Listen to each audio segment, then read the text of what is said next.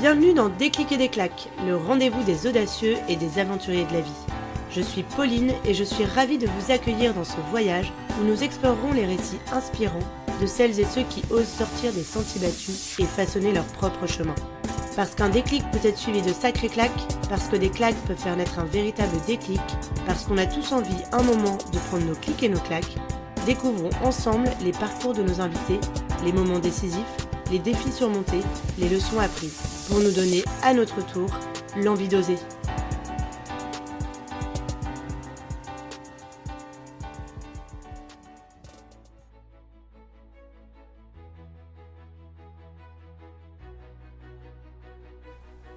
Aujourd'hui, je reçois Servane Mercier, une magnétiseuse.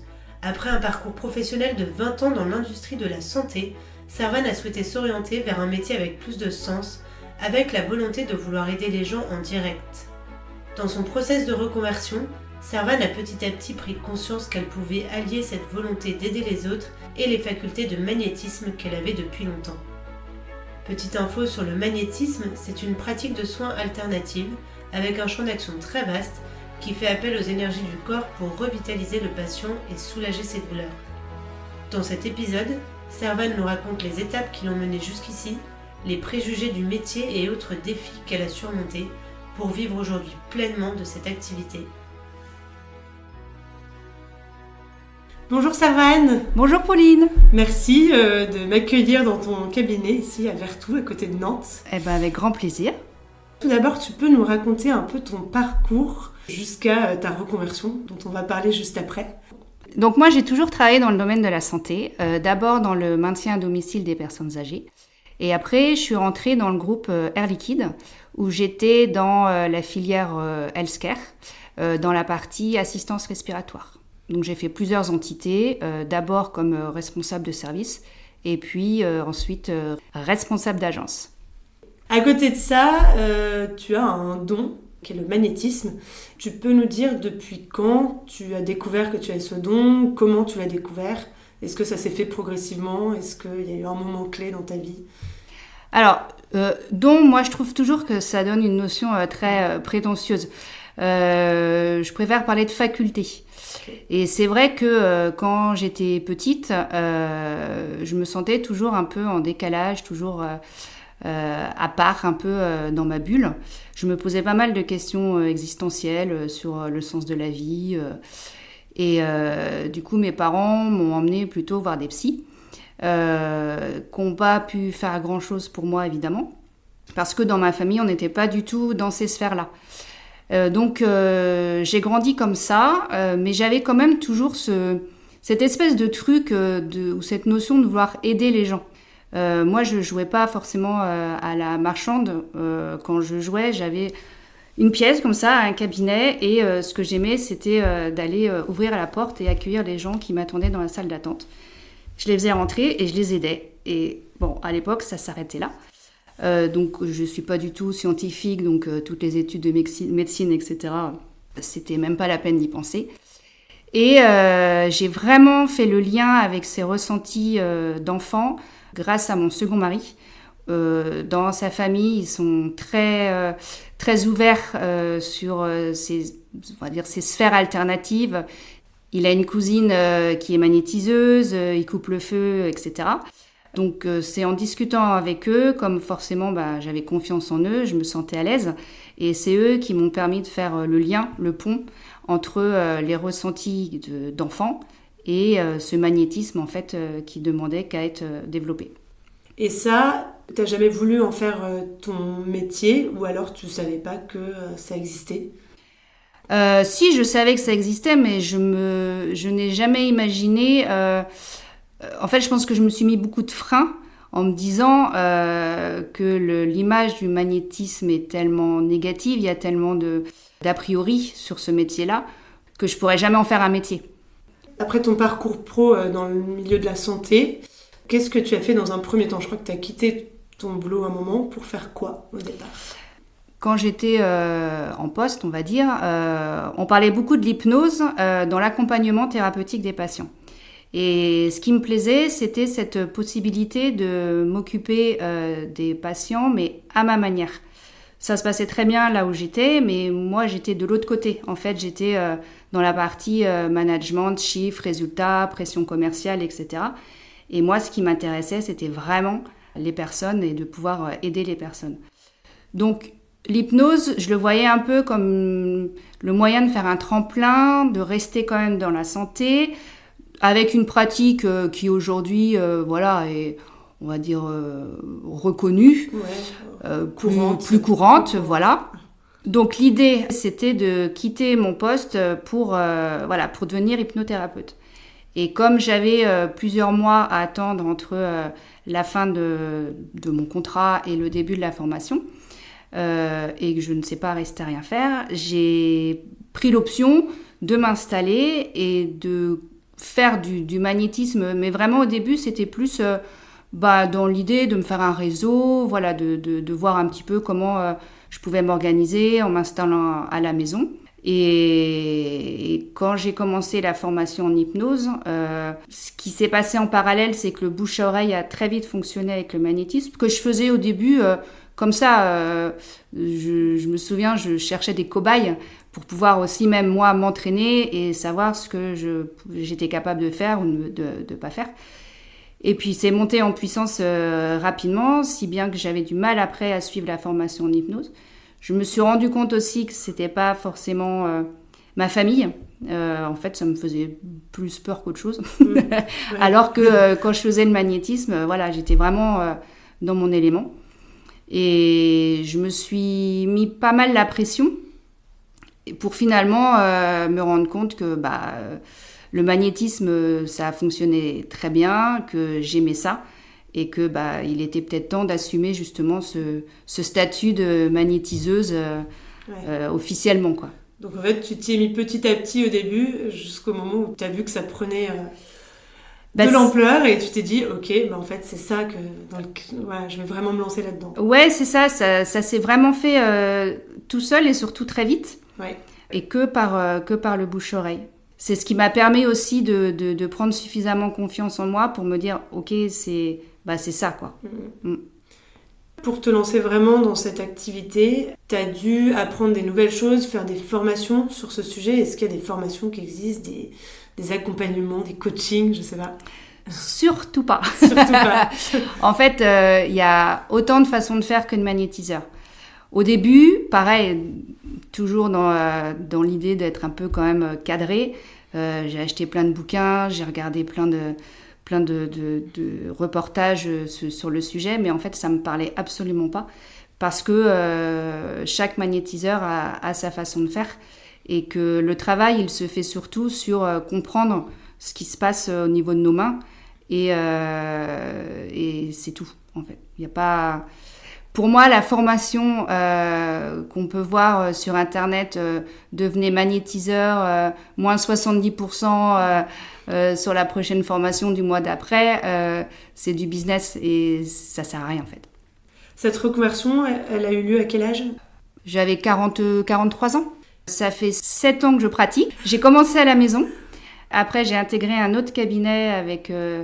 des ostéos, des psys, on va dire un cabinet pluridisciplinaire. Et ensuite, j'ai fait le choix de revenir aux sources à la maison. Maintenant, tu as ton cabinet chez toi. Est-ce que tu peux nous parler un peu de ton activité ? Est-ce que tu as des spécialités ? Alors, le champ d'action du magnétisme est très vaste. Donc, je vais être amenée à rencontrer plein de personnes pour des sujets très variés. Après, je travaille beaucoup avec les enfants. Mais c'est pareil, ça s'est fait tout seul parce que j'aime ça aussi. Et, c'est une approche différente de travailler avec les enfants. Mais c'est ce qui me plaît en fait, c'est que il n'y a aucune séance qui se ressemble. Dans cette reconversion, je suppose, avec les discussions qu'on a eues, que tu as été confrontée à plein de défis. Oui. Que tu as surmonté brillamment. Déjà, tu en as parlé rapidement tout à l'heure, il y a beaucoup d'a priori, de préjugés sur le magnétisme. C'était quoi justement le regard des autres, de tes proches, de ta famille, de tes anciens collègues, sur cette nouvelle voie que tu as empruntée ? Il y a eu 2 types de réactions. Les personnes super enthousiaste, à poser plein de questions sur le magnétisme, etc. Après, on m'a jamais dit vraiment en frontal, mais qu'est-ce que tu fais Mais en général, mais même encore aujourd'hui, quand je dis mon métier, les gens, soit tout de suite ils me posent plein de questions, soit il y a un petit voilà, qui veut tout dire. Mais après, ça, c'est pas grave. Chacun a le droit de penser ce qu'il veut. Il y a aucun souci avec ça. Ça a été dur au début, quand même, d'avoir certaines critiques. Bah, oui, parce que souvent, le magnétisme, il y a une grosse notion qui est associée à l'ésotérisme, à la religion, au fait de pouvoir faire du mal. Mais absolument pas. Enfin, moi, la manière dont je le pratique, c'est basique. Je pose ma main, ça part tout seul. Je peux faire ça à un concert de rock. Quand je fais des séances avec les enfants, on joue ensemble. Donc, je cherche pas à persuader les gens. Mais c'est vrai que c'est pas forcément facile. Enfin, facile. Il y a vraiment beaucoup d'a priori à lever sur ce sujet. Et ça, je pense que il y aura toujours, en tout cas dans notre culture, cette image de charlatan ou de parce qu'on peut pas prouver. Ouais. Malgré ces avis que tu as pu avoir autour de toi, au fond de toi, tu te sentais légitime depuis le début. Tu étais sûre de ton projet. J'étais sûre de moi et de mes mains. Après, j'ai mis du temps à mettre une plaque devant chez moi avec mon nom associé au statut de magnétiseuse. Ce qui a été difficile aussi, c'était la légitimité par rapport au fait que normalement, un métier égale études, des preuves ou une expérience, comme aujourd'hui on peut faire dans l'alternance, ce genre de choses. Moi, je suis arrivée, j'ai mis ma plaque en disant voilà, je suis magnétiseuse. Donc, ce côté-là, et en plus, je me fais payer pour ça. Donc ce côté-là, j'ai eu vraiment eu du mal avec cette notion de me faire payer. Et encore aujourd'hui, je pense que si on n'avait pas la réalité économique qu'on a aujourd'hui, comme tout à chacun, mais j'adorerais pouvoir le faire de manière gratuite. Ça m'enlèverait ce côté quand même de devoir... cette notion d'argent aussi amène une dimension de réussite, d'efficacité par rapport à la séance. Et il faut être honnête, de temps en temps, ça ne fonctionne pas. Est-ce qu'il y a des gens qui sont plus réceptifs que d'autres, des choses comme ça? Alors non, je pense que tout le monde est réceptif parce qu'à la base, tout le monde a du magnétisme. Après, si ça ne marche pas, c'est que c'est pas la bonne pratique appropriée. Je prends souvent l'exemple d'un pied cassé. Si on va chez le podologue, c'est pourtant un spécialiste du pied, mais ce sera pas le bon spécialiste pour réparer ce sujet-là précisément. Donc le fait, en effet, ce qui était compliqué pour moi, en plus de cette notion de me faire payer, c'était que j'avais un devoir de réussite. Voilà, ou d'efficacité en tout cas. Et de temps en temps, oui, ça peut ne pas fonctionner. Et c'est aussi un cheminement à faire que d'accepter ça. Ouais. Et les patients le savent quand ils viennent. Ils le savent, et puis je pense que si aujourd'hui ma pratique était si moyenne, ce serait plus mon métier depuis 7 ans. Donc c'est comme ça, je me rassure aussi. Et du coup, il y a 7 ans, t'as eu peur de ce changement de vie? Est-ce que ça t'a fait peur de quitter une entreprise dans laquelle t'étais depuis longtemps, de quitter le confort salarial, etc., pour te lancer à ton compte sur cette activité-là? Non, pas du tout, au contraire, parce que j'étais arrivée à un stade où j'étais plus dans un confort dans mon entreprise, dans la mesure... ça se passait très bien, mais moi, j'avais plus de sens. Je trouvais plus de sens dans ce que je faisais. Donc, partant de là, la motivation, ça devenait compliqué. Et de pouvoir m'occuper des gens à ma manière et aussi à mon rythme. Parce que dans cette histoire de trouver du sens... Et ça, c'est pas l'entreprise dans laquelle j'étais, c'est le système d'aujourd'hui. Il faut aller vite, il faut aller à l'économie, il faut... Voilà. Et moi, j'avais vraiment du mal par rapport à ça et j'avais envie de prendre le temps. De prendre le temps avec les personnes qui venaient me voir. Et c'est ce que je fais aujourd'hui. Et cette liberté, déjà de prendre le temps avec les gens, Et puis, de m'organiser comme je veux, voilà, dans mon quotidien. Non. Ça a pas de prix. Tu as été confrontée à d'autres obstacles dans ton parcours de reconversion ? En fait, il a fallu que je m'organise, mais plus par rapport à moi. Parce qu'au début, je disais oui tout le temps. Donc forcément, plus j'étais connue, entre guillemets, plus j'étais sollicitée. Et je me mettais pas de limite. Ce qui fait que je pouvais avoir mon téléphone tout le temps avec moi, même le week-end, le soir, au cas où. Et le cas où se produisait, parce que souvent, une personne qui prend l'initiative d'appeler un magnétiseur, c'est qu'il faut vite intervenir. C'est instantané. Ouais, voilà, quasiment. Soit psychologiquement, parce qu'elle a fait la démarche et qu'elle a vraiment une forte attente, soit parce que elle s'est brûlée ou il y a quelque chose où il faut intervenir rapidement. Donc au début, je me suis épuisée. J'étais galvanisée parce que trop contente de pouvoir aider les gens et de voir qu'on venait à moi pour ça. Mais il a fallu à un moment donné que je remette le curseur au bon endroit pour concilier, on va dire, le travail, même si pour moi, ça n'en est pas vraiment un, mais le travail, la vie perso, tout. Oui. Et ça fonctionne bien, tout ça. Aujourd'hui, ça fonctionne très bien, mais justement parce que j'arrive à mieux identifier ce qui est urgent. Si à un moment donné, avant, si j'avais une journée qui était bien remplie, et que j'avais encore une demande, je la rajoutais en plus le soir. Aujourd'hui, si cette demande, elle n'est pas si urgente que ça, je vais la placer à un autre moment dans la semaine. Et tout le monde s'en porte mieux. Est-ce que ton parcours pro d'avant t'a servi pour ta reconversion et te sert encore aujourd'hui dans ton quotidien de magnétiseuse et d'entrepreneuse ? En fait, je pense qu'il me sert dans l'image que je peux, alors je mets les guillemets, mais c'est quelque chose qu'on me dit souvent, rassurante, que je peux projeter. Souvent, on vient me voir en me disant, moi j'ai choisi de venir vous voir parce que vous avez l'air normal. Et alors moi, ça c'est le plus beau des compliments qu'on puisse me faire. Et je pense que cette normalité, elle vient aussi de ma culture, du fait d'avoir toujours travaillé dans la santé, de connaître mes limites, en tout cas les limites du magnétisme par rapport à une médecine classique. Je sais qu'aujourd'hui, il y a des médecins qui me connaissent, qui m'envoient des patients à eux, parce que justement, ils savent que cette culture passée m'amènera pas à faire des choses ou à déborder ou à me prendre pour ce que je suis pas.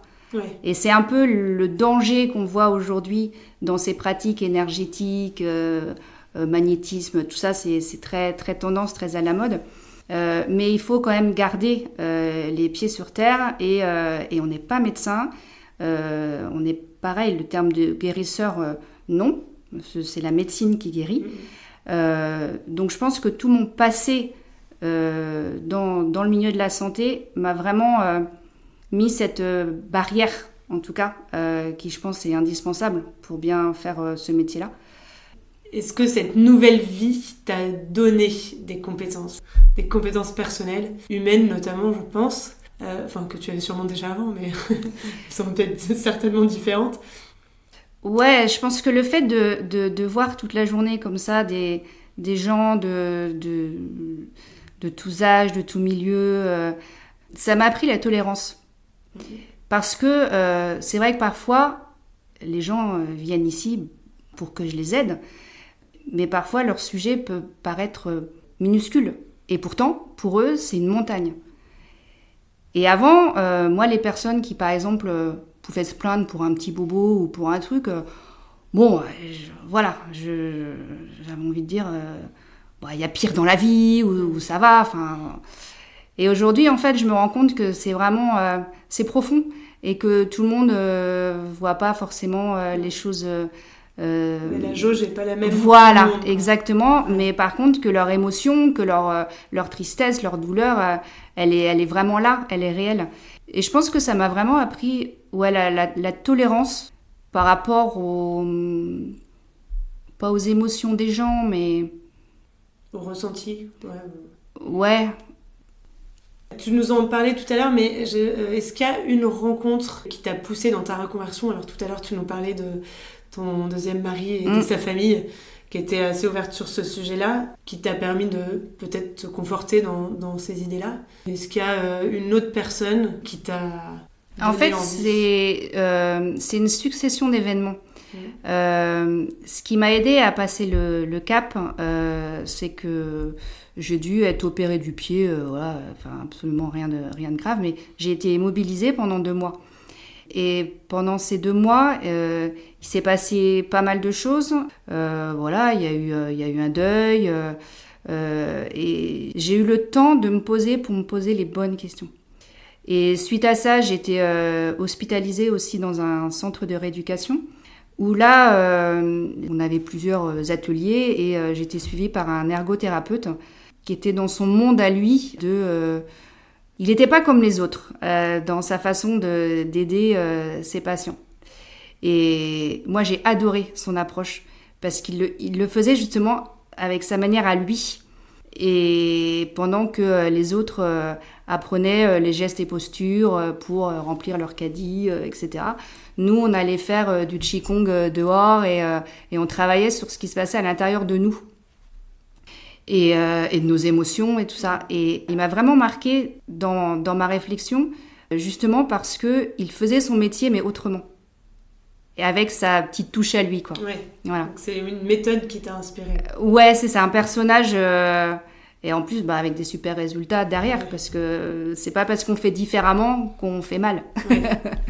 Tu as un livre, un film, un podcast peut-être, qui t'a accompagné aussi dans ces réflexions que tu conseillerais? Moi, j'aime bien les auteurs comme Coelho, comme Laurent Gounel, qui vont parler comme ça de comment réussir à être heureux, même voilà, dans l'adversité, ou avoir l'évidence, même si elle ne rentre pas dans les cases. J'aime bien ces auteurs-là. Après, il y a Patricia Dari, qui est une journaliste. Et elle aussi, je l'aime beaucoup parce qu'elle a une approche, elle est très cartésienne, enfin, au départ, voilà, journaliste. Et elle a découvert un peu toutes ces sphères, on va dire entre guillemets, de l'invisible. Et elle raconte ça, mais avec un pragmatisme que j'adore. Et j'aime bien ces personnes-là qui démystifient un peu tout ce qu'on n'arrive pas à justifier, quoi. Ouais.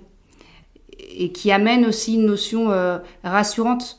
Moi, aujourd'hui, c'est ce que j'aime faire aussi. Et c'est pour ça que j'aime bien témoigner voilà, à travers des podcasts ou d'autres supports. Parce que le magnétisme, ça peut aussi être juste quelque chose de super qui vient compléter la médecine traditionnelle sans qu'on soit à tourner autour d'une table avec un gris-gris, à faire des invocations ou de la sorcellerie. ou voilà. Ouais. Et cette dimension rationnelle quelque part, même si c'est difficile de l'associer avec le magnétisme, j'aime bien les personnes aussi qui communiquent de cette façon. Et cette journaliste, elle m'a bien inspirée. Je vais aller regarder ça. Ouais, tu vas voir. Ça m'intéresse. Qu'est-ce que tu conseillerais à des personnes qui ont une envie de se reconvertir, de changer de vie pro, mais qui n'osent pas? Parce que le regard des autres, parce que la question de légitimité, parce que... Bah ouais, faut y aller. Mais oui, parce que qu'est-ce qu'il y a de mieux que de se lever le matin et faire un métier qu'on aime? Déjà, pour moi, il n'y a rien de mieux. Et après, souvent, on associe reconversion. Alors, mais je l'ai entendu 1000 fois. Oh, mais tu fais une voilà, tu deviens magnétiseur, mais tu gagnais bien ta vie, etc., etc. Pourquoi aujourd'hui on associe reconversion à problème financier? Ça peut aussi marcher. Après, c'est une autre organisation parce qu'on va avoir moins d'avantages qu'on peut avoir dans des entreprises, comme on pouvait avoir la voiture, la mutuelle, etc. Mais c'est... Le sens et la qualité de vie. Il y a la qualité de vie, mais aussi concrètement, parce qu'il faut voir les choses concrètes, on peut aussi bien gagner sa vie avec une reconversion professionnelle, quelle qu'elle soit. Donc, faut y aller, ouais. Faut y aller. Faut oser. Aujourd'hui, en tout cas, le sens, tu l'as trouvé. Oui. T'es fière de ce que tu es et ce que tu fais aujourd'hui? Je suis alors fière. Plus alignée, en tout cas. J'étais fière quand je suis rentrée, par exemple, chez Air Liquide. Parce que là, il y avait de la compète, il y avait plein de candidats, c'était un vrai Koh-Lanta, des entretiens, etc. Là, j'étais fière. Là, aujourd'hui, je suis juste heureuse d'être à ma place. Tu as plein d'autres projets pour la suite ? Oui.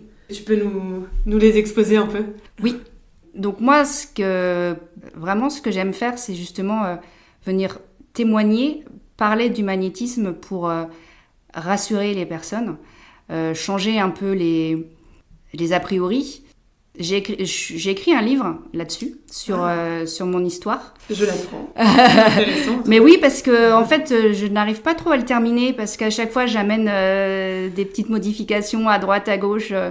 Mais c'est quelque chose que j'aimerais vraiment faire. Peut-être justement en référence à cette journaliste qui a raconté son histoire et qui a publié ses livres, puisque j'aime beaucoup écrire. Donc, pouvoir témoigner ou à travers ce livre ou à travers des conférences, répondre à des questions et surtout rassurer les personnes sur le fait que c'est pas que c'est pas que bizarre et de la sorcellerie et que aujourd'hui, vraiment, avec le recul que j'ai, par exemple, quand je vois dans les services de grands brûlés, ou en accompagnement de radiothérapie, des choses qu'on peut faire. Attention, je précise, pas guérir, mais accompagner. Nous, aujourd'hui, dans notre culture, on est très réfractaires à tout ça. Il y a d'autres cultures où ça fait partie du quotidien. Et j'aimerais bien pouvoir ouvrir un peu les consciences. Alors, ça fait très prétentieux, mais...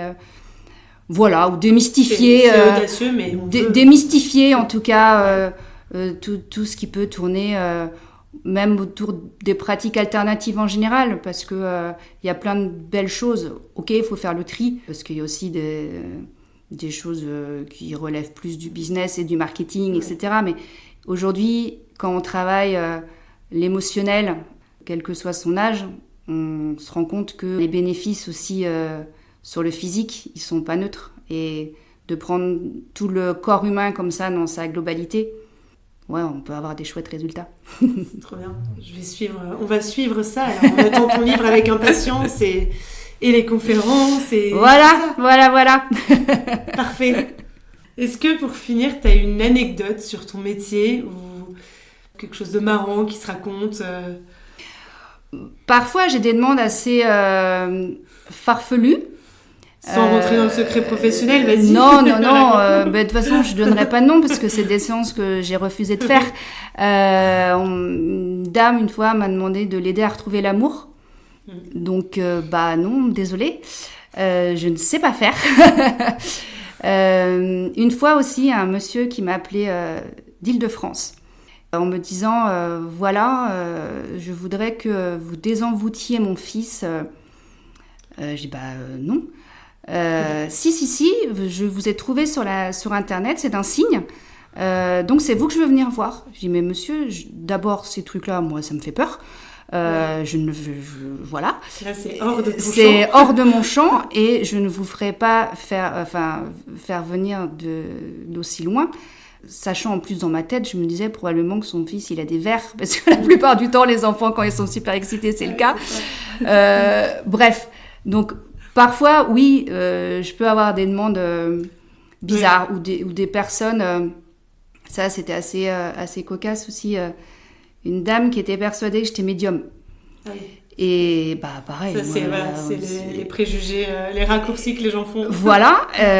Donc non, je ne suis pas médium. Et le problème, c'est qu'à chaque fois qu'elle me posait des questions pour que je lui réponde oui ou non, et moi je lui répondais je ne sais pas. Et elle me disait mais vous me dites que vous savez pas parce que vous voulez pas me dire non. Et en fait, ça n'en finissait jamais. Oui, donc il y a des cas quand même parfois. Ce qui est cocasse, c'est que c'est le magnétiseur, enfin la magnétiseuse qui est censée être perchée, farfelue, qui va faire redescendre sur Terre des personnes qui, eux, sont censées être normales, entre guillemets, quoi. Pas mal. Est-ce que tu as quelque chose à ajouter avant de clôturer cette interview ? Non, vraiment, aujourd'hui, si j'ai un conseil à donner, et quel que soit l'âge, en général, quand on a un projet comme ça, c'est quelque chose qui traîne depuis longtemps. Et si on va vraiment chercher loin dans ses souvenirs d'enfance ou dans ce qu'on a toujours voulu faire ou ressenti, et qu'on le trouve à un moment donné, faut y aller, parce que c'est la bonne route, quoi. On finit sur cette phrase, c'est beau. Merci Servane. Je t'en prie, avec grand plaisir. J'espère que cet épisode vous a plu. Pour suivre les projets de Servane, je mets les liens dans la description. Si vous voulez continuer à écouter de chouettes parcours qui vous donneront envie d'oser à votre tour, abonnez-vous à ce podcast. Je vous donne rendez-vous très bientôt pour un prochain épisode.